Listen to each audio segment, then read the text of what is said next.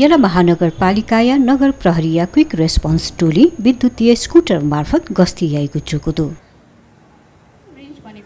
महानगर विवाह ज्याजो याना गस्तिया लागि न्याग विद्युतीय स्कुटर सञ्चालन वगु जानकारी बिगु ख ज्याजोले नवासे यला महानगरपालिका प्रमुख चिरिबाबु महर्जन वेगु दिने न्यायगु फुक गाडी विद्युतीय जिगु घोषणा याना दिला एसडीजी 2030 सब्स्टेन्शियल डेभलपमेन्ट गोल्स 2030 ले चाहिँ 2030 सम्ममा चाहिँ यो फोसिल फ्युल्सबाट चल्ने गाडीहरू विस्थापित गर्ने भन्ने भनाइ छ। त्यसमा चाहिँ त्यो अभिसन्धिमा नेपालले पनि हस्ताक्षर गरेको छ। तर नेपालले चाहिँ 2030 होइन कि 2040 सम्ममा चाहिँ यो विस्थापित गर्ने भनेर त्यसलाई चाहिँ अलिकति परिवर्तन गरेको छ। भने आज हामी चाहिँ 2022 मा हामी छौँ भने 2040 भनेको धेरै पर छैन। तसर्थ हामीले एउटा नीति लिएका छौँ। त्यो नीति भनेको ललितपुर महानगरपालिकाले अब उपरान्त कुनै पनि पेट्रोल डिजेल मदी तेलले चल्ने गाडी हामी खरिद गर्दैनौँ। जति हामी गाडीहरू खरिद गर्छौँ यी यानहरू जुन हामी खरिद गर्छौँ त्यो भनेको चाहिँ विद्युतीय सवारी साधन मात्रै खरिद गर्छौँ। त्यस उसमा कुरा गर्दाखेरि मेरो आफ्नै गाडी पनि विद्युतीय गाडी छ, इलेक्ट्रिक भेहिकल छ। तसर्थ आज हामीले 5 वटा यो चाहिँ मतलब क्युआरटी को निमित्त क्विक रेस्पोन्स टिमको निमित्त खरिद गरिएका मोटर बाइकहरू पनि सबै नै इलेक्ट्रिक हुन्।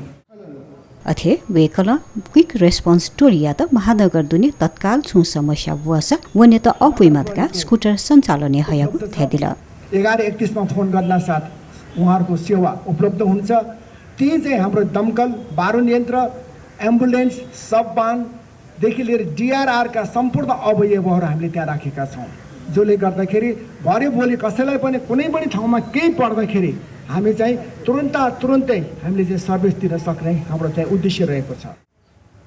अथे यला महानगरपालिका प्रमुख महर्जन पार्किङ रेखदेख, ट्राफिक जाम, मापदण्ड विपरीत तया तगु अनधिकृत विज्ञापन लिसे होर्डिङ बोर्ड जिकेत व कारबाही त स्कुटर सहित टोली परिचालन जिको थेदिल। यो मोटर बाइकको व्यवस्थापन यसकारण हामीले गर्नु पर्यो कि अघि भने जस्तै कुनै पनि ठाउँमा केही पर्दाखेरि हाम्रो 11:31 मा कल आउन साथ यो हाम्रो चाहिँ यो क्विक रेस्पोन्स टिम चाहिँ तत्तल क्षेत्रमा चाहिँ पुगिहाल्ने हाम्रो चाहिँ उद्देश्य रहेको छ। तसर्थ यो कामको आज चाहिँ सुरुवात हुन गयो। ललितपुर महानगरपालिका बासिन्दाहरूलाई कसरी सहयोग गर्न सक्छ?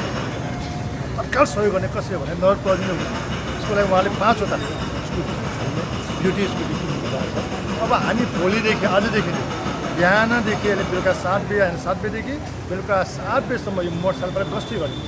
गस्ती भनेपछि हामी प्रहरी जस्तै ठाउँ ठाउँमा पुगिन्छ, ठाउँ ठाउँमा गइन्छ। त्यहाँ किने ढल फुटेको छ कि रुख ढल्या छ कि फुटपाथले अवस्था समस्या छ कि कसैको के भएछ कि सबै हेर्ने त्यहाँ। किनभने हामी धेरै त्यो गली गली भएको कारणले गर्दा हाम्रो गाडी जान सक्दैन, जाम हुन्छ। त्यो स्कुटीले यति गलीमा गएर पनि त्यहाँको भित्रको नगरपालिकालाई सेवा दिन यसले सहयोग गरेको छ। ज्याजुले महानगरपालिका आ अत्याधुनिक दमकल न्यात तयारी याना चुङ्गुन जानकारी बिगु खा